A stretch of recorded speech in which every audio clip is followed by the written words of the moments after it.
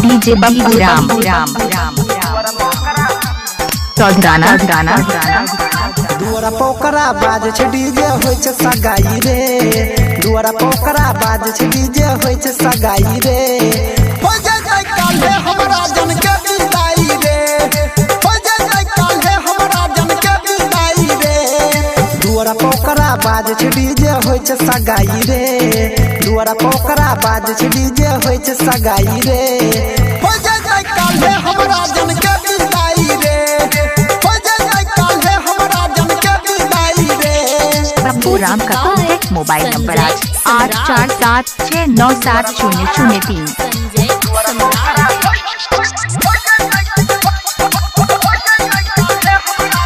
कल कोई नहीं फोन उता जब दिन गुनैले अपने हाथे से हमरा कार्ड दगेले।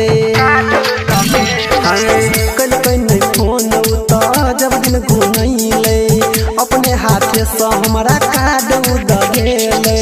हाथ उ छोड़ जेते सपना देखा क वीरान कर देते अपना बना क। हाथ उ छोड़ जेते सपना देखा क आँख से हमरा उतो जेते लोर गिराई रे। आँख से हमरा उतो जेते लोर गिराई रे। हो जाय काल्हे हमरा जन के विदाई रे। हो जाय काल्हे हमरा जन के विदाई रे। Music by Sanjay. हेलो के बजै छी? डीजे बब्बू राम की हाल चाल है?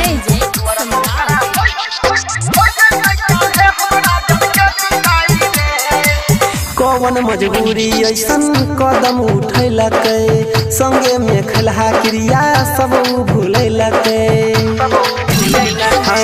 कौन मजबूरी ऐसन कदम उठैलकै संगे में खलहा क्रिया सब भूलैलकै।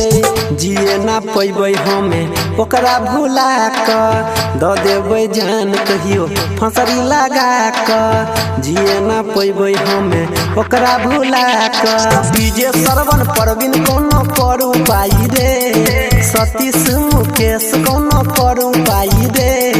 हो जाय काल्हे हमरा जन के विदाई रे।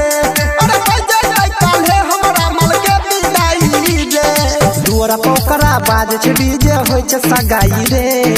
दुआरा पोकरा बाज छै डीजे होय छै सगाई रे। हो जाय काल्हे हमरा जन